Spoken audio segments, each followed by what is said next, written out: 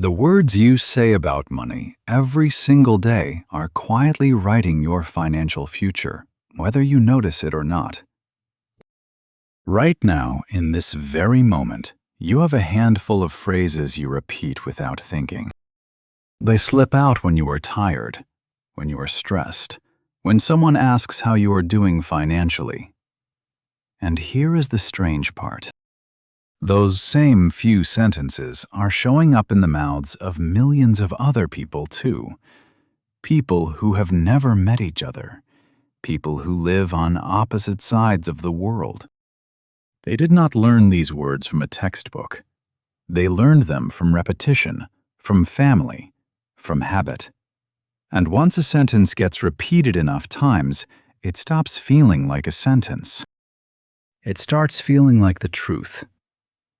This lesson is simple English, but it could change how you think about money forever. So listen carefully, because today you are not just going to practice English. You are going to hear your own voice from the outside, maybe for the first time. Here is something most people never stop to consider. Two people can grow up with the same amount of money in the bank and end up in completely different places 10 years later. Not because one of them got lucky, not because one of them was smarter, but because one of them was quietly using a different set of words every single day, without even realizing it. Your words are not just talk. They are instructions. Every sentence you speak about money is a small command you are giving to your own mind, telling it what to look for, what to expect, and what to believe is possible. Say the wrong words long enough, and your mind will stop looking for solutions. Say the right words even before you feel ready to believe them, and your mind will start finding paths you never noticed before. By the end of this lesson, you will hear your own words differently. You will notice which ones keep you stuck and which ones set you free. We're going to walk through 9 of these everyday phrases together, the ones poor people repeat without thinking, and the ones rich people quietly avoid. Some of them will surprise you. Some of them you will recognize immediately, maybe even from something you said this morning. Stay until the end. The 9th word might be the one you say every single day. Lesson 1. The scarcity words. Listen closely because this first one is probably the most common money phrase in the entire world. 4 simple words. I cannot afford it. You have said them. I have said them. Almost everyone has said them at some point, usually without giving it a second thought. There was a young woman who grew up hearing those 4 words almost every single day. Her parents said them at the grocery store. They said them when a school trip came up. They said them so often that she stopped even noticing the sentence was there, the way you stop noticing a sound that never turns off. And when she got older, she found herself saying the exact same words in the exact same tone about the exact same kinds of things. It was not until a friend gently pointed it out that she realized something. She was not just repeating a sentence, she was repeating a way of seeing the world. Here is what that sentence actually does inside your mind. The moment you say you cannot afford something, your brain treats the conversation as finished. There is nothing more to solve, nothing more to look for, because the door is already closed. A small shift, a change of just one word opens that same door right back up. Instead of saying, I cannot afford it, try asking a different question. How can I afford it? Notice what changes. The first sentence is a wall. The second sentence is a doorway. One shuts down thinking, the other one starts it. Your brain is remarkably good at answering the exact question you give it. So if you ask, how can I afford it? Your mind will actually start searching quietly in the background for real answers. Maybe that means saving differently. Maybe that means earning differently. Maybe the honest answer is simply not yet. But even that answer keeps you moving forward instead of standing still. The young woman started asking herself that new question quietly in small, everyday moments. Nothing dramatic happened overnight, but over months she noticed she was making different choices, taking small steps she would have dismissed before. Not because her income changed, because her question changed. The moment you say you cannot, your brain stops looking for how. That is the first word to listen for in your own voice this week. Not to judge yourself when you hear it, just to notice it. Awareness always comes before change. Lesson 2.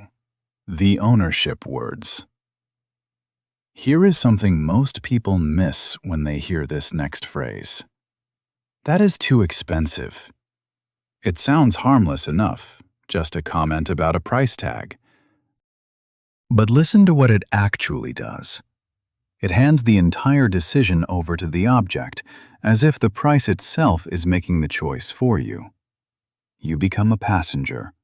The item becomes the driver. Now compare that to a different sentence entirely. That is not a priority right now. Same situation, same bank account, same price tag on the shelf. But this time, you are the one holding the decision. Nothing outside of you made the choice. You did.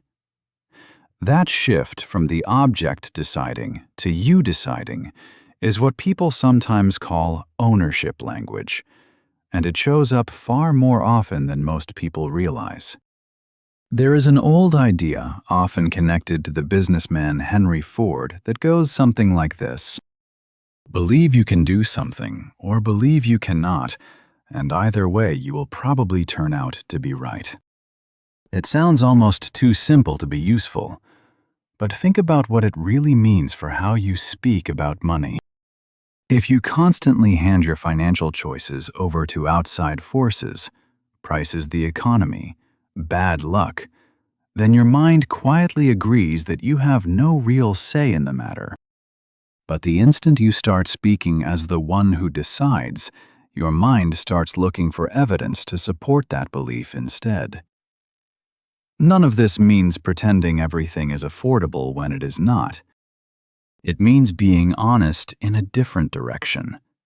Instead of "that is too expensive," you might say something closer to the truth. I am choosing to spend my money somewhere else right now. Suddenly, you are not a victim of the price. You are someone making a decision.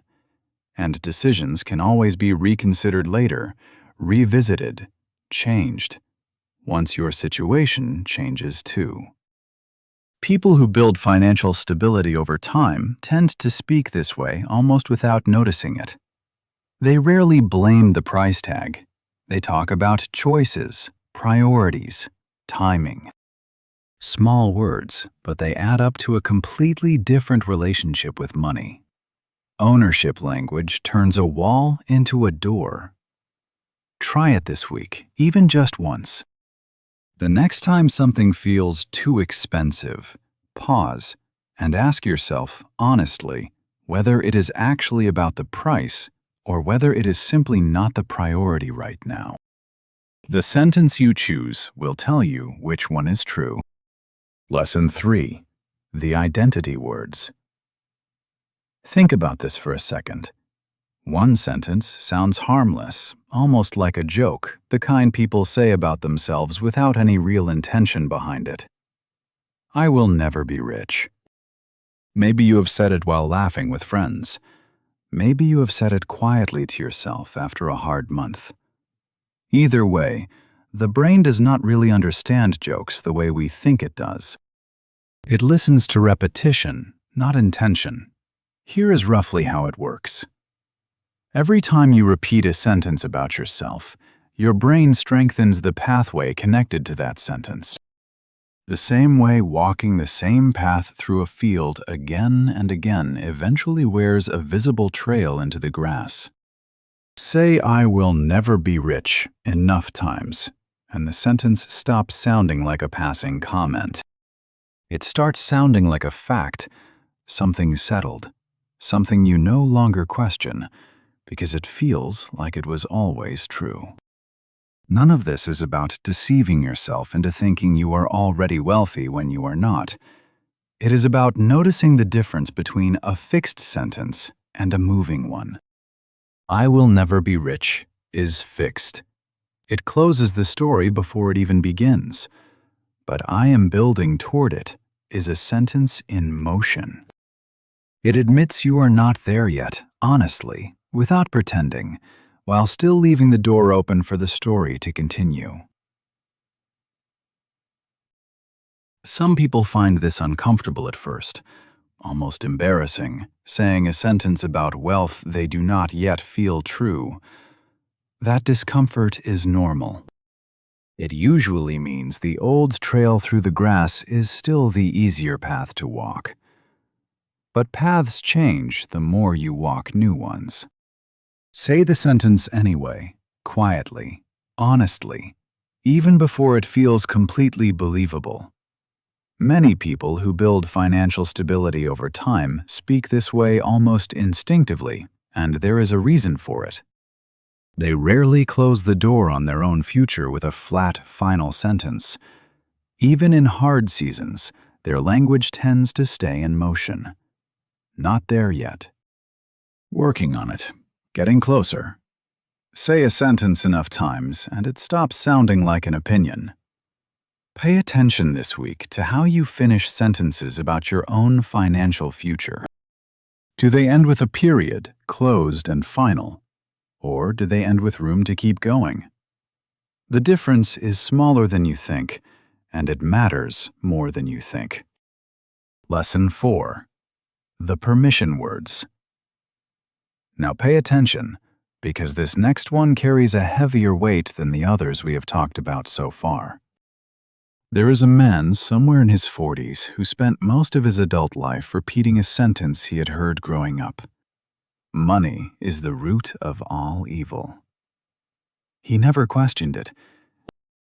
It felt less like an opinion and more like a warning, something passed down that he was simply supposed to accept.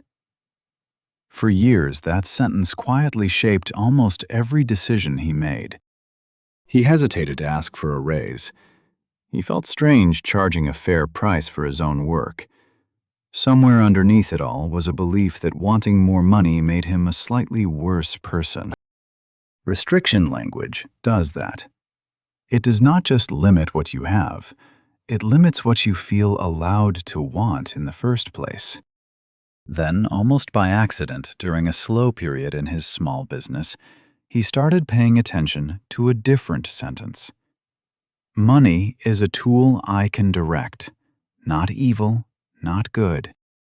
Just a tool, like a hammer or a set of keys, something that becomes whatever the person holding it decides to build." The shift was small on paper. Underneath it, it changed almost everything. He started pricing his work honestly instead of apologetically. He started saving with intention instead of guilt. Nothing about his income changed overnight, but something about his permission changed almost immediately. He stopped treating ambition like a character flaw.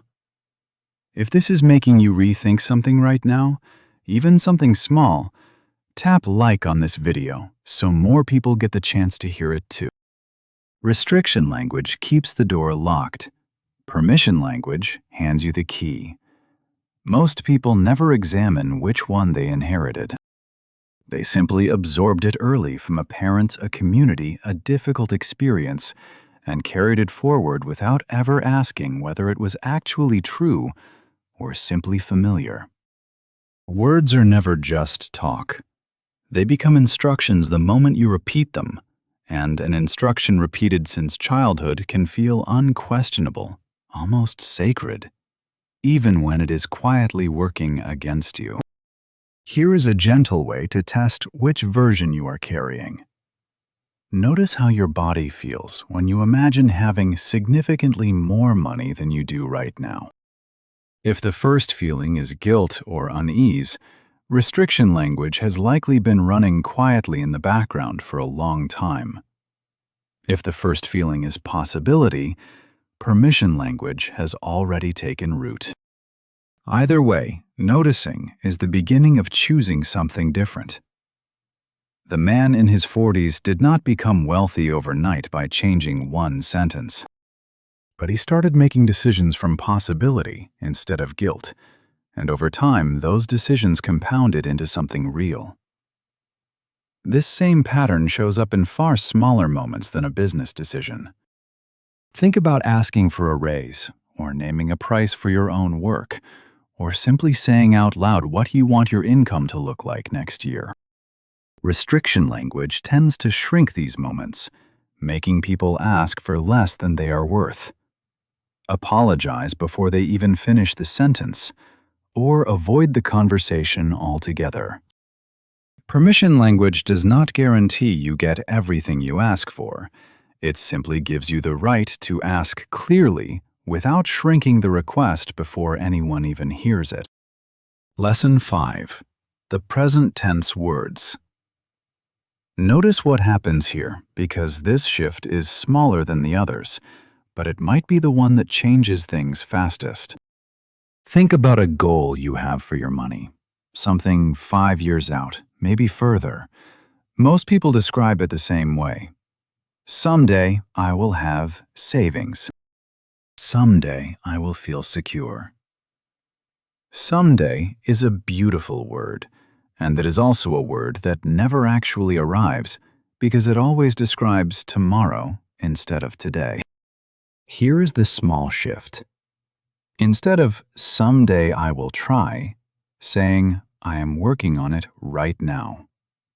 Not because the goal is already finished, it clearly is not, but because the sentence moves the goal from a distant, foggy future into something happening in the present, something already in motion, something you are already doing, even in a small way today.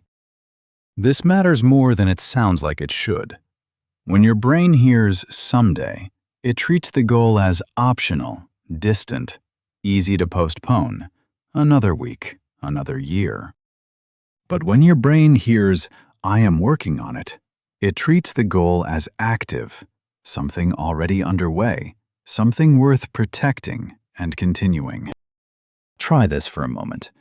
Instead of someday I will build savings, say I am building savings, even if the amount right now is small. Instead of someday I will get out of debt, say I am paying this down, even if the number barely moved this month. The sentence is not claiming the goal is finished. It is claiming the goal is real, already started, already yours. People who eventually reach the financial future they imagined rarely talk about it as a faraway someday. They talk about it as a present action, something happening in small steps right now, even during the slow, unremarkable months where nothing dramatic seems to be happening at all. The future you want starts sounding true the moment you speak it in the present. This week, take one someday sentence you have been carrying, maybe for years, and rewrite it in the present tense.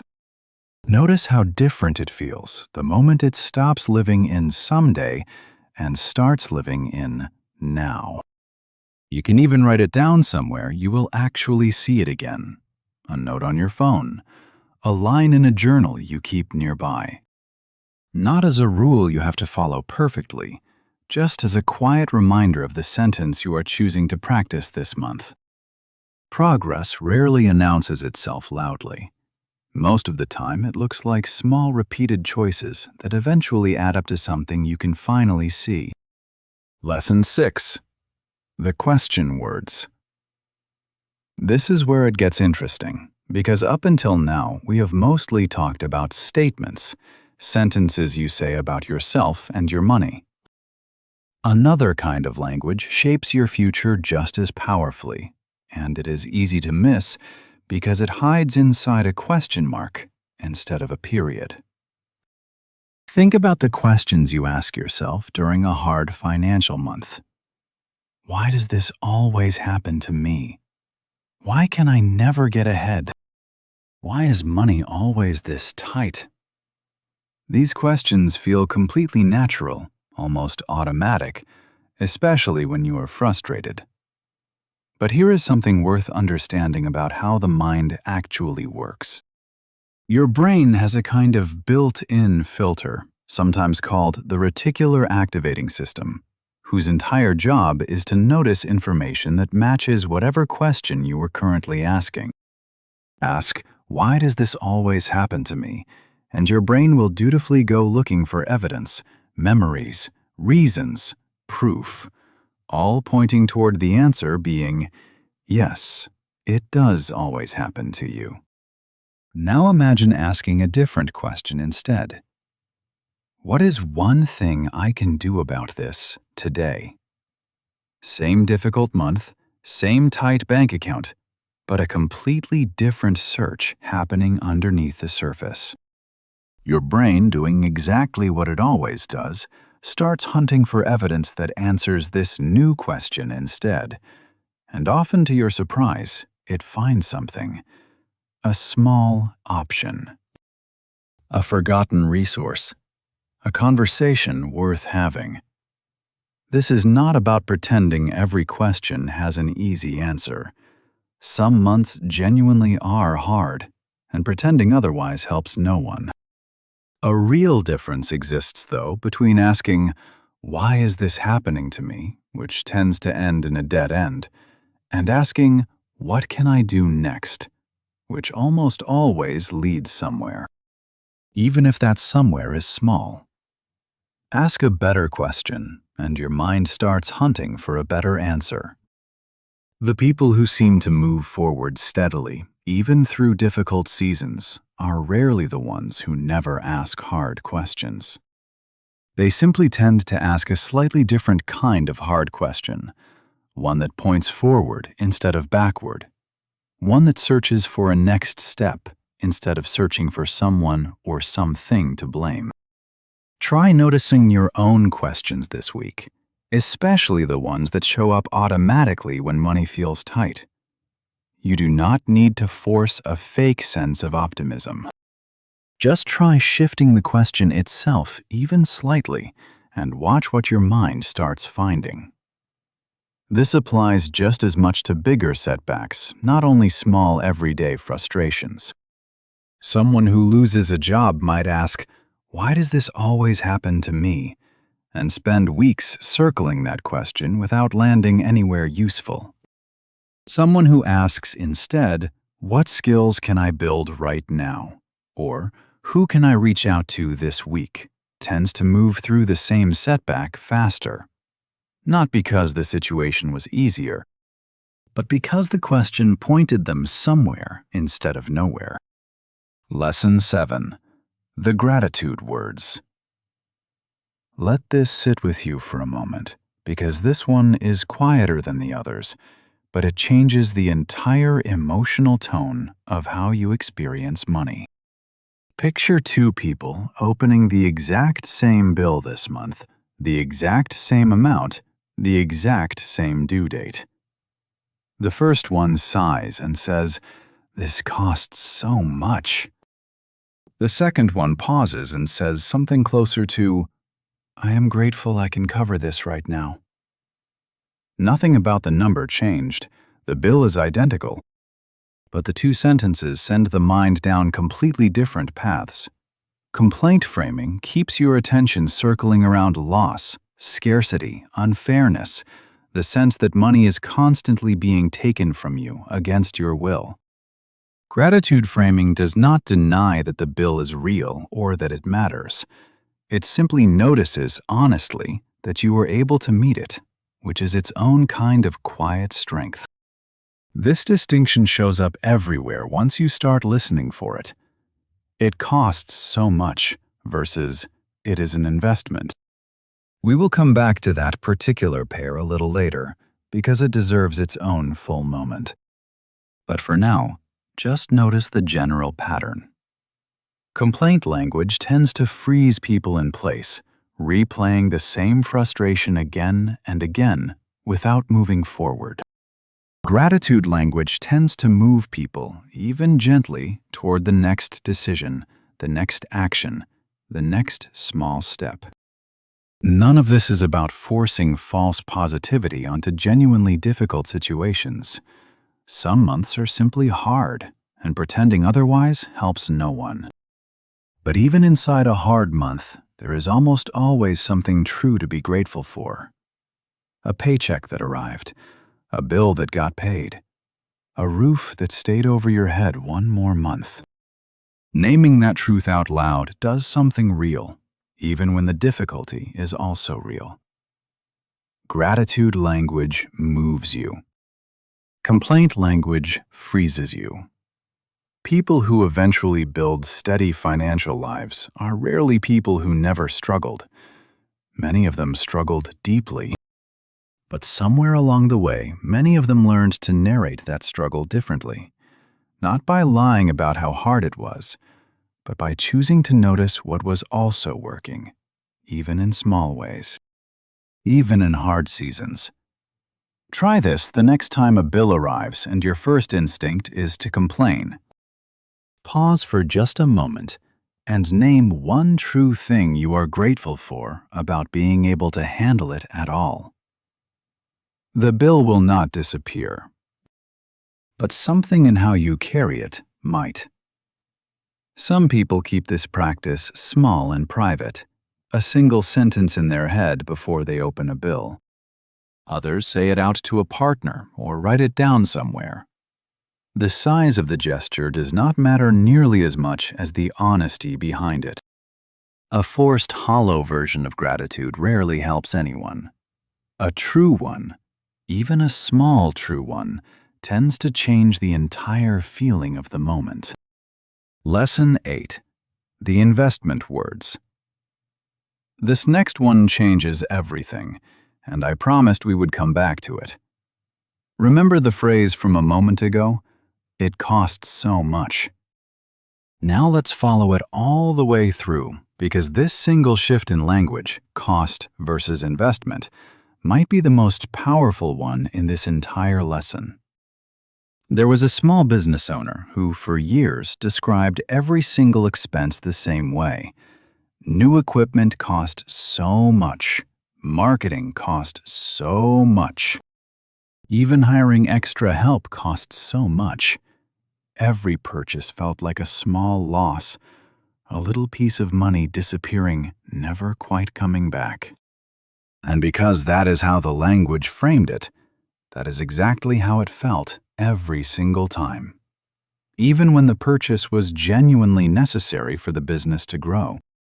Then something shifted, almost by accident, during a conversation with a mentor. Instead of asking how much something cost, the mentor kept asking a different question. What will this return? Not in a cold, calculating way, but as a genuine habit of mind. What will this new equipment return? And what will hiring this person return, not just in money, but in time, in capacity, in growth? The business owner started using a new word almost immediately. Not cost, investment. And the strange part is, the price tags did not change at all. The exact same expenses, the exact same numbers on the exact same invoices. But the feeling attached to spending that money changed completely. Cost feels like something taken from you. Investment feels like something you are placing forward on purpose toward a future you are actively building. Renaming an expense does not automatically make it wise. Some things really are just costs, plain and simple, and calling them investments would be dishonest. The real skill is learning to tell the difference honestly and using investment language specifically for the choices that genuinely move you forward, so the word keeps its real meaning and its real power. Cost feels like loss. Investment feels like growth. Same money, different future. Few instructions matter more than the ones you give yourself every time you decide whether to spend, save, or hold back. The business owner's company did not transform overnight because of one renamed word, but over months, the decisions made from an investment mindset compounded in a way the old cost mindset never allowed. Think right now about one recurring expense in your own life. Ask yourself honestly whether it is simply a cost or whether it might actually be an investment you have been mislabeling this entire time. This applies to more than business spending. A course you are considering, a certification, even the time you spend learning something new, like the English in this very lesson, can all be filed under cost or under investment, depending entirely on the sentence you attach to it. Call something a cost, and it feels like money leaving your hands for nothing in return. Call the same thing an investment honestly, when it genuinely is one, and you start protecting it, prioritizing it, following through on it the way people naturally protect things they believe are building their future. Lesson 9. The silent words. One more thing before we close, and this one is a little different from the rest because it is not really about which words to say. It is about which words to stop saying out loud altogether. There is an idea often discussed by teachers of personal development that who you spend your time around shapes how you think, sometimes more than you realize. Part of that influence is not just what people say to you, it is what people around you say about money, openly, constantly, in front of anyone who happens to be listening. Some people narrate every financial worry the moment it appears. Rent is due, and everyone hears about it. A bill went up, and everyone hears about that too. Every fluctuation gets announced out loud, repeatedly, almost like thinking through talking. Notice something different about people who feel calm and steady around money, even when their situation is not perfect. They tend to say far less about it, not because they are hiding shame, but because they treat their finances as something private, something being handled quietly, something that does not need public commentary to feel real. If you ask them how things are going, you might hear something simple. It is handled, not detailed. Not dramatic, just handled. This does not mean you should never talk about money with people you trust, a partner, a close friend, someone who can actually help. Honest conversation with the right person is valuable, sometimes essential. What tends to drain you instead is the habit of narrating every small money worry to anyone nearby. Repeating the stress out loud again and again until the stress itself grows larger just from being spoken so often. Some things do not need to be announced, they just need to be handled. This week, notice how often you talk about money stress with people who cannot actually do anything about it. Not to shame yourself into silence, but to notice the pattern. Sometimes the most powerful thing you can say about a financial worry is simply nothing at all, while you quietly go handle it instead. That is the 9th word, the quiet one. The one that is not really a word at all, but the space where a complaint used to live. We covered 9 of them today, 9 small habits of speech that quietly separate a scarcity mindset from an abundant one. We started with the scarcity words, the difference between saying you cannot afford something and asking how you could.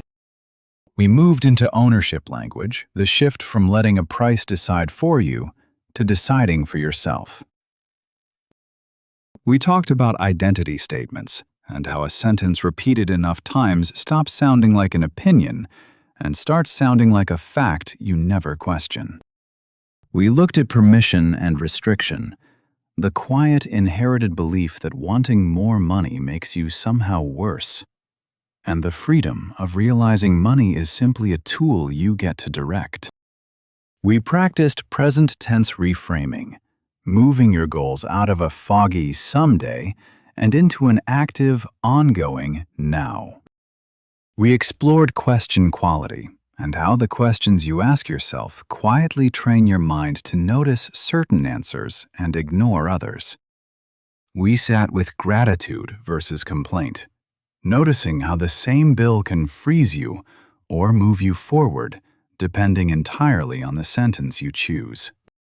We followed cost language all the way to investment language, watching the exact same expense feel like loss in one framing and growth in the other. And we ended with silence, the surprising strength of handling something quietly instead of narrating every worry out loud. None of these 9 shifts require more money than you have right now. They do not require a new job, a new degree, or a sudden stroke of luck. They only require noticing your own sentences, the ones you have been repeating for years without ever really hearing them. You do not need to change all 9 at once. Pick the one that felt the most familiar while you were listening, the one that made you think, quietly, "That sounds exactly like something I say." Start there. Practice noticing it this week, without judgment, simply as information about a pattern you are finally able to see. The other 8 will still be here, waiting, whenever you are ready to work on the next one. The words you choose tomorrow morning will already be shaping the bank account you have 5 years from now. That is not a threat. It is an invitation. You get to choose which 9 words become yours starting today. Your words are not just talk, they are instructions. I hope this lesson helped you improve your English while it helped you rethink your money. Keep listening, keep learning, and let your words start working for you. If any part of this lesson felt like it was speaking directly to you, that is worth paying attention to. What is one money phrase you are going to stop saying today? Write it in the comments below, and if you are ready, write the sentence you are replacing it with right beside it. Sometimes, naming the shift out loud is the first real step toward making it true. 9 sentences spoken quietly enough times can build an entire financial life, for better or for worse. You already have the power to choose which 9 become yours. Thank you for spending this time learning with me today. I will see you in the next lesson.